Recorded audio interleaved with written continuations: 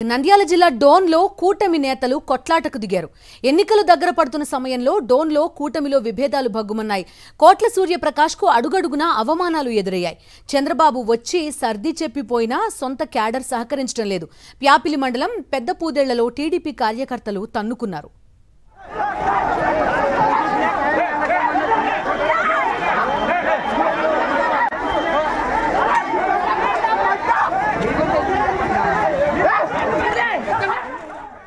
కోట్ల Suryaprakash election campaign convoy ఎవరెక్కాలనే దానిపై ఘర్షణ జరిగింది.